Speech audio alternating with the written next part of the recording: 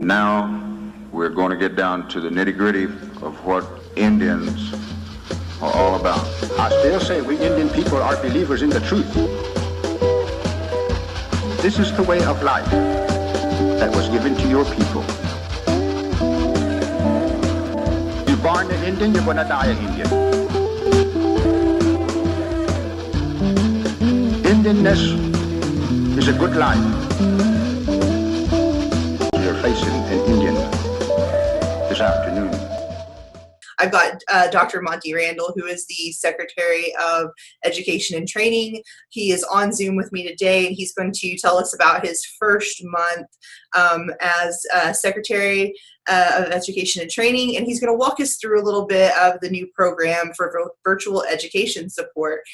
For those of you who are tuning in and wondering what's going on, we've had the technical difficulties, of course, but we're also kind of revamping our program. We used to do a weekly press briefing, and now we're going to kind of try to bring you some live interactive information where you can ask questions and interact with our interviewees just like we do. So welcome aboard, Dr. Randall. Thanks for being so patient and hanging with us through all this craziness here. But just tell us about how it's been going for you in your first month as Secretary of Education and Training. Sorry.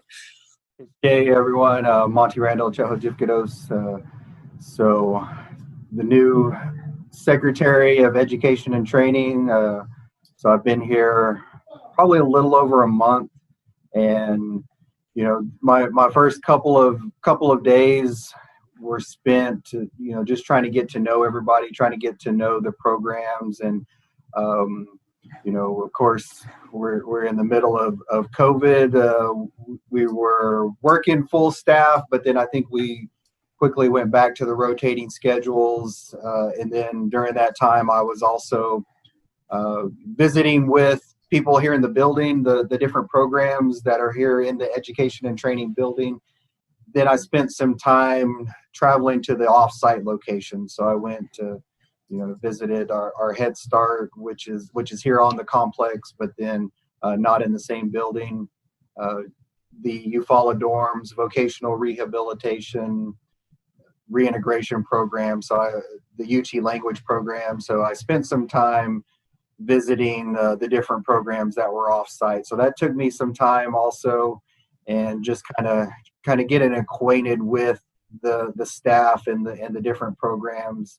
So that's what took the majority of my first couple of weeks within, of course, just regular business along with COVID, the COVID response, legislation, meeting with some council members, meeting with constituents, of course, receiving a lot of phone calls from citizens and answering questions. And then, of course, that was probably the first couple of weeks or so. And then the McGirt decision came out. So this really, I don't know what a normal transition into this position would be like.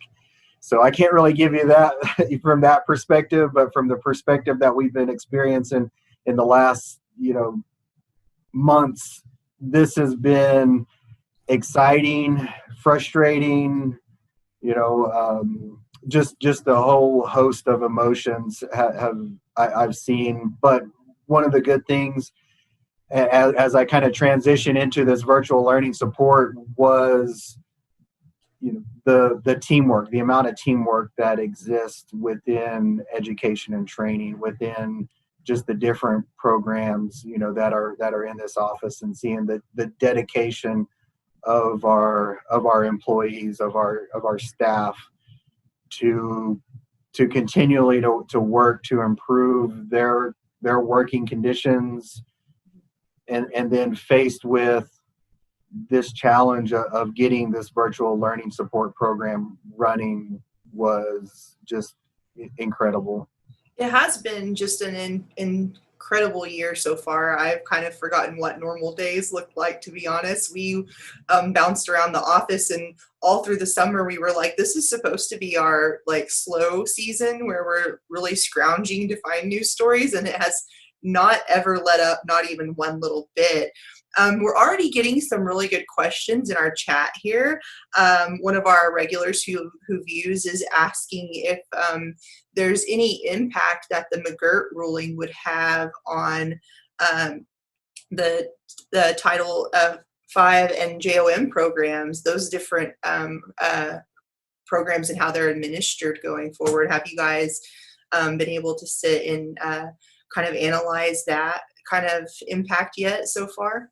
We've been discussing it, and I think there's going to be very little impact. Of course, this is, other than, the great opportunity that we have to really take the lead on Indian education. I feel like this is the great opportunity that we've been looking for. We've wanted partnerships this whole time with our state institutions, and I feel like there's been a lot of great work. Those are some of the things that I've been gathering the information, and a lot of great work has already been taking place within education and training, through the different programs. So I think there's already been a foundation, and there's already been a lot of work that's been built up on that. So I think if anything, this elevates the level of opportunity that we have to further solidify and strengthen our partnerships with the schools, with public schools. Definitely. It has been, while it's been a little bit of a whirlwind, I think, for the justice system to sort out, I feel like in almost a kind of, internal visibility kind of for Indian country to have this kind of ruling has really set the pace for, all these different programs that are reaching out for partnerships in many aspects of our, daily lives, from, law enforcement to education. Now here is this extra kind of affirmation that we're here, and this is, Mvskoke Creek Indian country, and we're here to work with everyone. So I wanted to kind of dive into the virtual learning support program, and its purpose and what it does and how it's going to help out, who's going to be eligible, qualified, and what it's intended to do. So let me just talk a little bit about the process that got us there, because Okay. I think, again, and that's what I was alluding to earlier, when I first came on, within the first couple of weeks, I within that first week, I met with all the managers, and I brought this up, and told them, hey, this is what we're working on right now.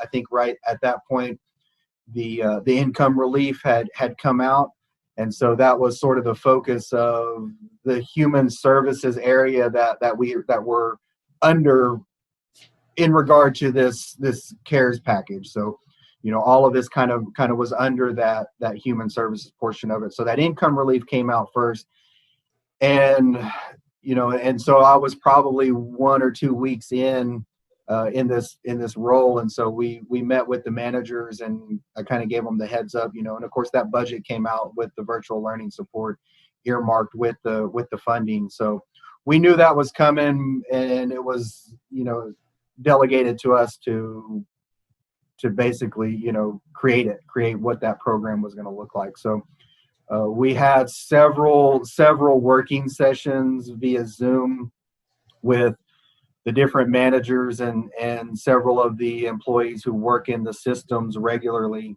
So we created the workflow process. We created the application. We went through several different steps to finalize that application.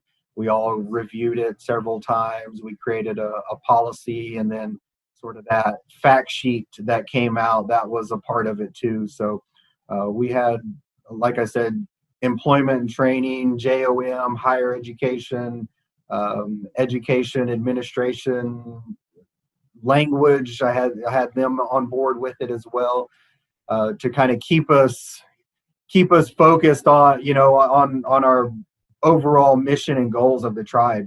Just to kind of keep us grounded in, hey, we're we work for the Mvskoke Creek Nation, and the culture and language is always a big part of what we're doing here. So that was part of the process to get us to this virtual learning support. And so we knew the majority of it was going to be a direct support to citizens. And that's where we came, just looking at the budget process, so there's actually going to be two other components that we're going to roll out of it, two other aspects of this virtual learning support, which is going to be community support. So we're, and that's primarily the chartered communities within the Mvskoke Creek Nation Reservation, to help to assist them and maybe outfit them with some, with the technology, the hardware, and even software for that matter too.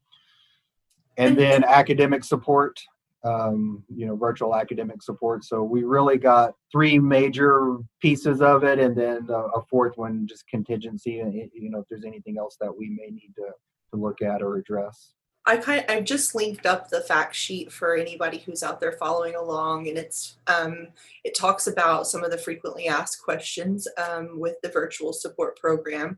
And that is primarily for that direct support that I talked about. So this is in relation specifically for that $850 payment that will be issued to individual students or the parents of students. Okay, and so each student who is it just citizens of the Mvskoke Creek Nation? Yeah, eligibility is Mvskoke Creek citizenship, and then you have to be an enrolled student.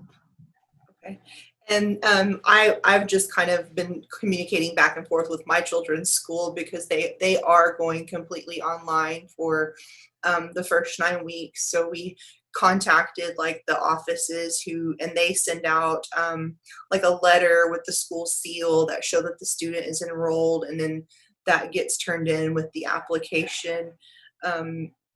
And it says that the allowance is for $850 per eligible citizen. And that, can you kind of go over what kind of things that can be used for? Yeah, we're really keeping it open on a lot of the allowable expense items. So just anything that's going to support virtual learning. And so some of the questions too were, hey, I'm sending my kids back in class. Do they still qualify? And the answer is yes. Again, eligibility as an enrolled student. So while we're looking to help out those students that are continuing online or virtual, but we're also planning ahead just in case, that schools may need to go virtual again, whether it be, end of the month or, end of the school year, whatever it is. So, the allowable expenses, laptop or a tablet or a printer, scanner, flash drives, could be speakers or a monitor, headphones, microphone. I think just about any, printer paper. I think just about anything that's going to set up your student kind of in-home classroom, so to speak. I think that like some of the students at my school have been using like school issued like Chromebooks and things like that. And it seems like even the schools have kind of like been in communication with the tribe and know that this grant is out there. Like they kind of reached out to me first and said, here's your app, or here's your verification that you're going to need, because we have identified your kids are JOM, and so we know that they have this support available. So it looks like they're kind of trying to reserve the school issue Chromebooks for the students who may not have any other resources, and then collaborating with the tribe to get the tribal citizen students connected to those resources. And I noticed that it even kind of mentions that you can do the Wi-Fi hotspot. So if I'm having to for the first time, maybe obtain that service in my home in order to provide the education, that could go towards that. And so we're asking for, so upon completion of the expenditure of your funds, then we're requesting the receipts. So in that case, your monthly bill or your Wi-Fi or cellular bill. And so right now, our guidance on the CARES funding is that it all has to be spent by the end of the year, and all of our receipts have to be in by the end of the year, and we can't pay for future services. So Wi-Fi and the cellular bills will just be for this fall. Right. So if they're planning to use it in that way, put it towards these most immediate bills now and get those verifications in. I see. I have another question that's coming up in the chat here. They're asking that seems to be like many students who are possibly enrolling in like charter schools right now and online schools that may not have Indian Ed programs. And is there anything that education and training is kind of looking at to help in that area? I think that, let's see, but it says that like Epic had an Indian Ed program, and it would be likely to be one of the top 3 largest in the state because there's like so many kids that are going that. That's a great question. We'll look into that for sure. I was actually on a town hall meeting last Thursday with the Oklahoma Council for Indian Education and the Illuminative Project. So they were doing a virtual town hall, and they were discussing, some of the needs that were coming up. And one of the final questions did talk about that. It was brought up by a college student, and so they were talking about, the retention efforts and as colleges and universities, particularly they were talking about the different organizations. But I think it also relates to public schools as well.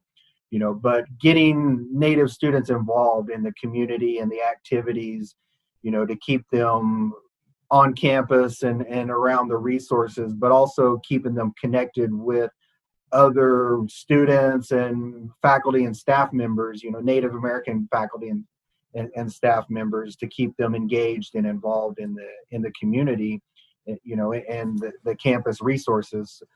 And so as we moved to virtual, that was his question was, what is there, what's available for us as sort of that very important piece of our school life is being taken, I guess you could say, or replaced, or, however you look at it through the virtual learning. But that's a great question. And, I'll definitely look into that, and I'll get you some information back on that. And okay, wonderful.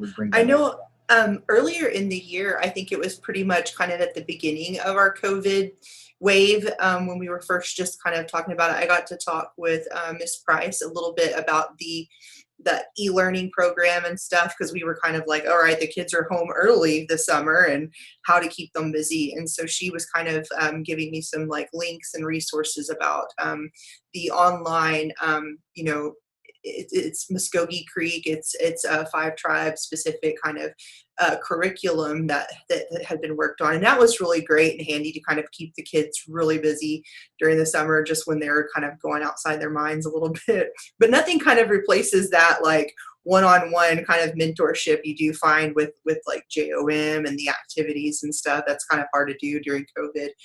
One of the other questions that they're asking about is, will the Mvskoke Creek Nation continue to operate the JOM with JOM parent committees now that the res boundaries have been reaffirmed under McGirt?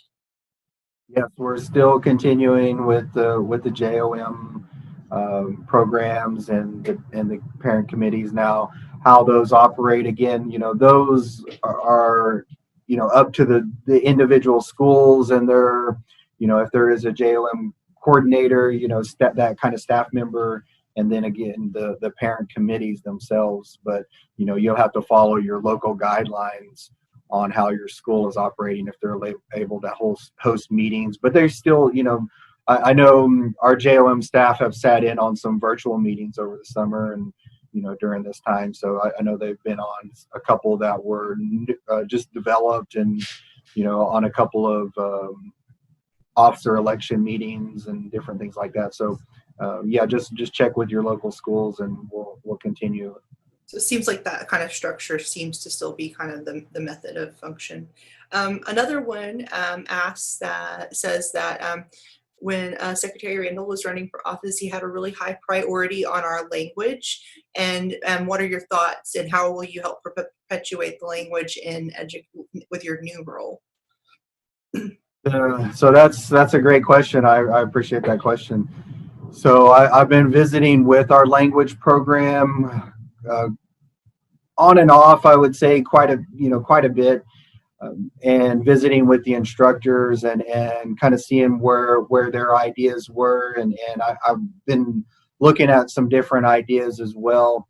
I visited with Chief Hill and Second Chief Beaver early on whenever I came on board, and so just to kind of reaffirm that this is a priority of Chief Hill as well, and so the language. And so as I talked with our language program, getting some ideas for that, of course, some of the main things that came out were, a master apprentice program. And so we're looking at developing that into some different proposals. So there will be some things coming out. I think our strong suit is going to be that face-to-face, interaction with our language. Hopefully we can utilize this virtual learning program that we have right now. So that's kind of what I talked about, was that second portion of community support with our Mvskoke Creek or with the chartered communities, to outfit them with sort of the virtual learning technology support. So webcams and speakers and things like that, so that way we can maybe broadcast different language courses, and not just to pinpoint the chartered communities, but this could be something as well for our at-large citizens as well, who could tap into this broadcast or Zoom meeting, or this same type of live YouTube channel that we're doing right now. So to have some sort of interaction, some sort of distance learning with our language. So those are just some of the ideas. I've got a couple other ideas that I would love to share. I'm working on some things right now, and I still need to get approval and develop it out further. But I'm definitely excited about this opportunity with working with our language program and really developing our language program and getting it out there. And I would say look for something along that lines of that master apprentice type program, if you're familiar with that, it's about really just direct communication between somebody who's a fluent speaker and somebody who's learning. So just really that's probably one of the better ways to teach the language, to learn the language. Yeah, definitely. I know my kids were really picking it up very young when they were in Head Start, and some of those teachers were fluent speakers, because it seems like, I don't know if there's just like a natural kind of draw for like our elders to be helping take care of the kids, because it always seemed like that. And my kids would be coming home and I'd be like, where did you learn that? And it would be like, oh, Miss Cat taught me that, Yeah. So it was very, very, very good to have that kind of interaction. We've got some comments. I'll just read them to you, because we have some pretty diligent fans. So T.Y. Prohl has suggested that Mvskoke Media and the Mvskoke Creek Nation Education and Language Departments work together to produce an animated content for our children, like the show the Cherokees have recently announced. Please, that sounds like they're going to put us to work and try to get something like that. I've talked with the language program again. Brandon in the language program. He's doing some great work with just the use of technology, just the videos we've talked about. So if you follow the Facebook page that has different lessons twice a week, we're looking at expanding those and creating videos, and just kind of getting into different scenarios really, and kind of almost putting it sort of in that master apprentice frame, so that way you can kind of see, or see and hear the language, and you can hear the language and you can speak the language, but for native learners, to actually put something visualization with it, that just expands our learning and our capabilities of it. So look for something along that lines in the future. We've got that living languages grant that's actually coming up in the HEW committee tomorrow. So that's, we're looking to submit a grant proposal for that, and we're expecting that A&A grant anytime soon. So a lot of great opportunities coming. I love how successful like Glenpool schools and like one of our commenters is mentioning the Mvskoke language secondary program like Glenpool has. And if we had that in every district inside the reservation boundaries at a minimum, and how successful that could be, because it seems like you get, I know how my like family is. We're like that hardcore competitive. So if you can put it into like a competitive environment or something, we're gonna like pick it up real fast and try to like, oh, you didn't catch on, something like that.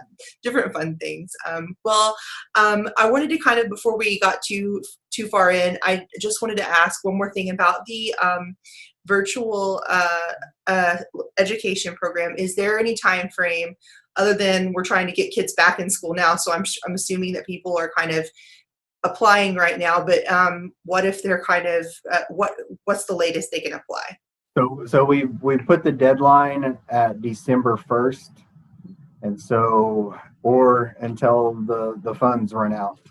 So, so we put that deadline December 1st, and then final receipts by December 31st. Right? So that's the last. So we figured, and we've had some questions on that. Is that enough time from December 1st to December 31st for somebody to get approved and then get their check and get it spent and get get their receipts back in? So my suggestion is apply now.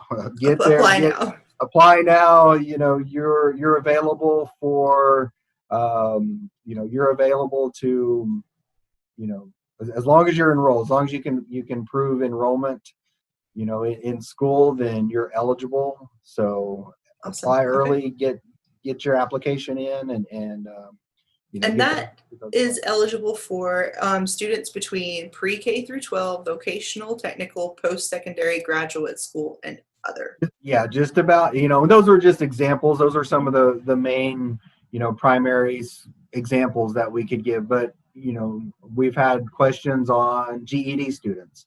Mm-hmm. So yes, if you can prove enrollment that you're in school, and, that, because we know that, there's a lot of other, opportunities out there, besides the public schools and, or secondary schools and college and technical. So if you can prove enrollment, then you're eligible, because again, we understand what we're facing in this day and age, in terms of the COVID relief. So